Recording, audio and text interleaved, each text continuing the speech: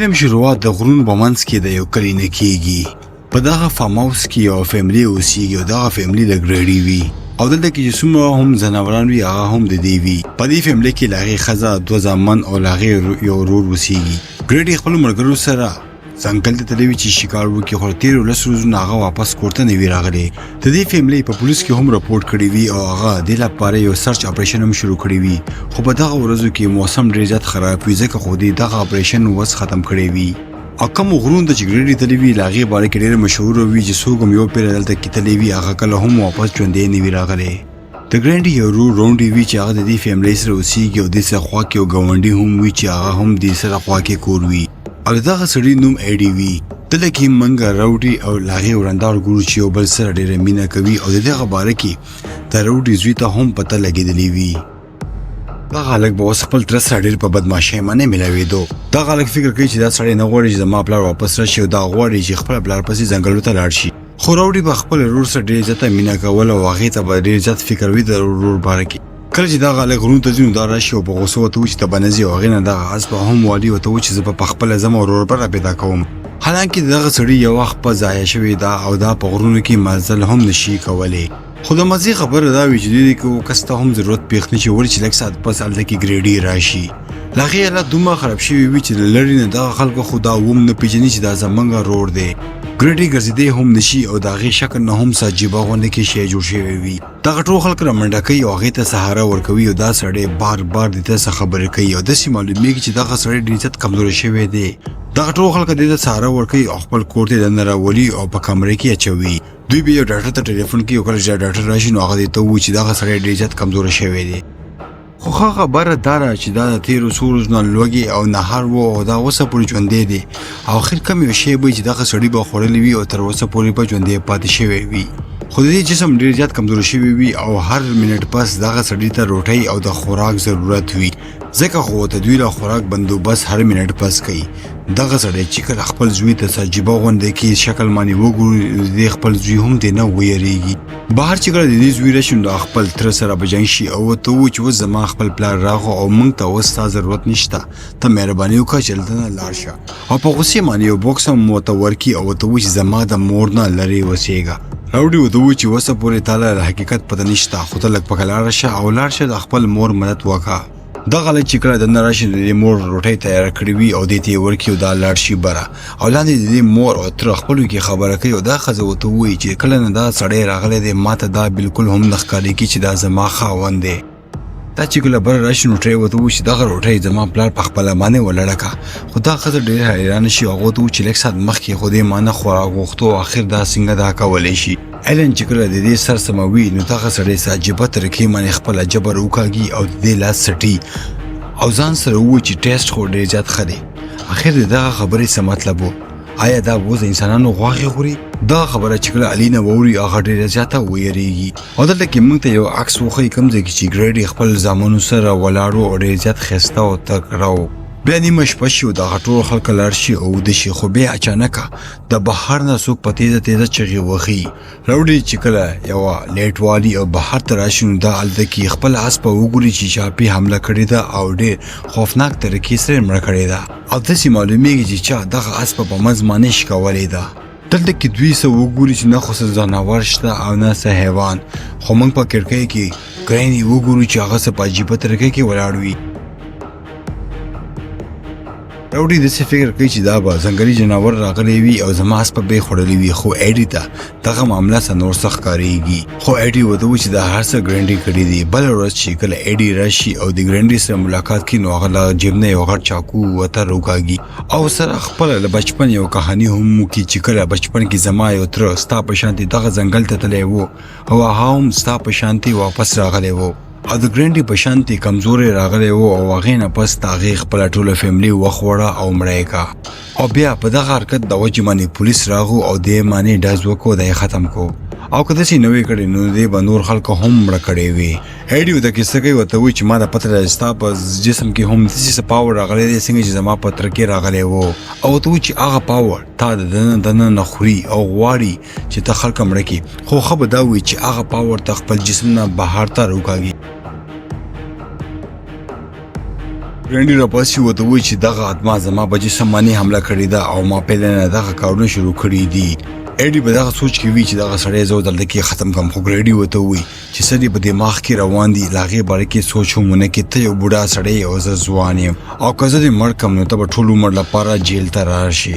دا خبره کولو پس هغه په آرام په بسترې باندې ودې شي او ایډي دلته نه لاړ شي. ایډي اوس ډېر زیات پریشان شوی وي او ته پته چې اوس خطر د هغه بلاندې کوشي روډي ته هغه ټوله کیسه هم وکړي. اصل کې چې کوم ګرانډي تاسو ته ښکاري هغه اوس ګرانډي نه دی او دا یو بل سړی راغلی دی او تاسو ته خو ګرانډي ښکاري خو له ګرانډي په جسم کې اوس یوه اتما ننوتې ده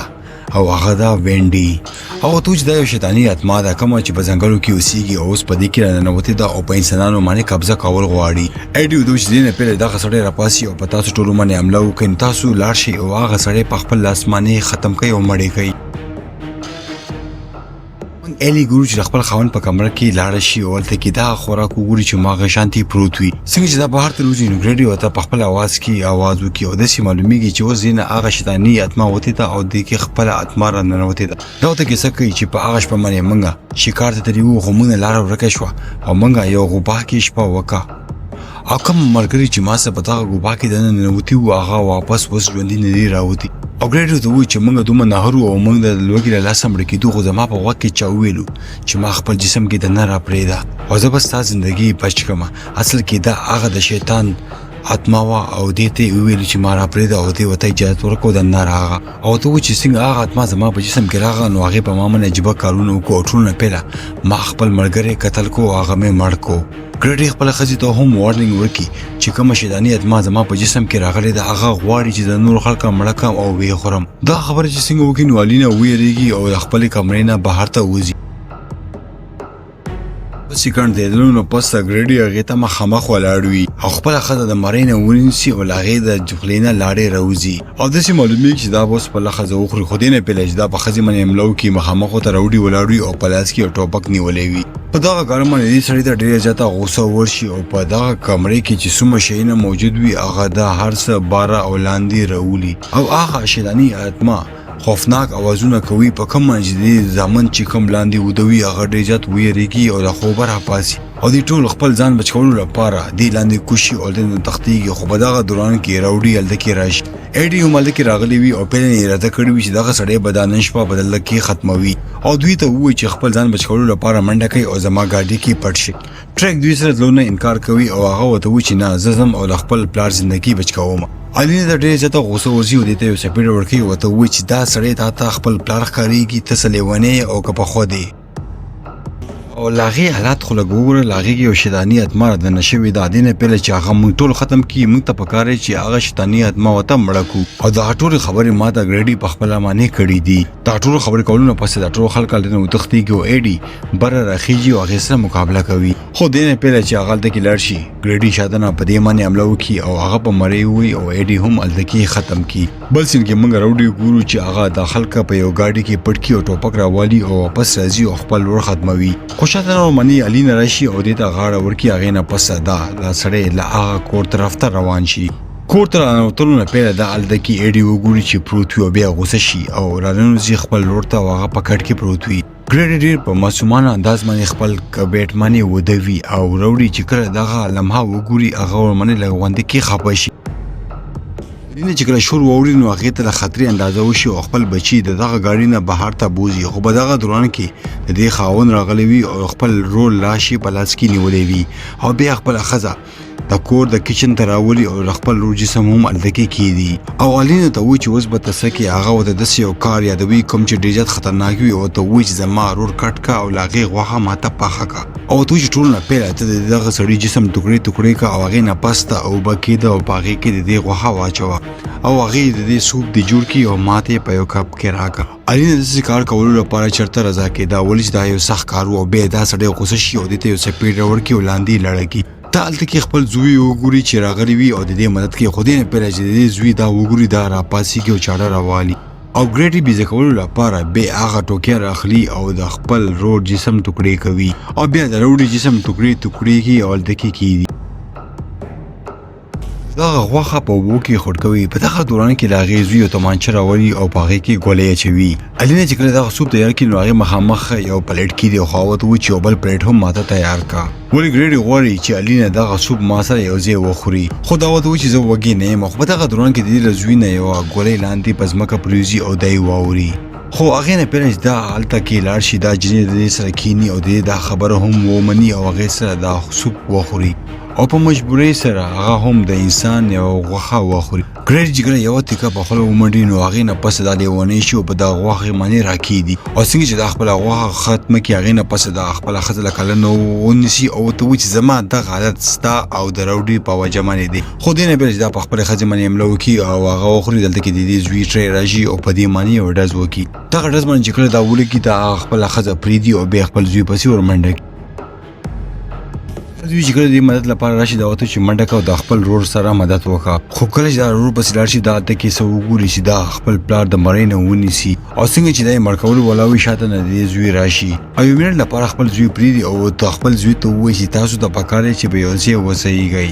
او بیا هغه نه پسته په یو عجیبه طریقې باندې خاندي او بیا هغه سترګې هم تکې سپینې شوي وي او دې داسې ظاهرېږي چې د دې اصل پلار مړ شوی دی او په دې کې دننه یو شیطاني اتما راغلې ده او دوی سره خبرې کوي خو د دې زوی په دې باندې حمله وکړي او د دې په غوږ باندې چک ولګوي او شاته نه ټرې په دې باندې یو بلډز وکړي او ګریډ یلد کې زخمی شي او لاندې په ځمکه باندې راپریوزي دوی داسې فکر کوي چې د خپل پلار مړ کو دی بچو خدا د دې یو غلط سوچ وو بیا اچانک د دې پلار شاته نه راشي او د دې یو ورور اوچت کی او څنګه چې ټرک مړ کول ولوي په ټیک ټایم باندې د دې مور ورسیږي او هغه ټوپک راوړي او په دې باندې یو بلډز وکړي او ګریډ په خوله کې دغه ټوپک ورکی یو ډز وکړي او لاغې ټول دماغ بهر ته را لړکی دغه شانتي دا خزه خپل خاوند مړ کی او دا فلم دلته کې ختم شي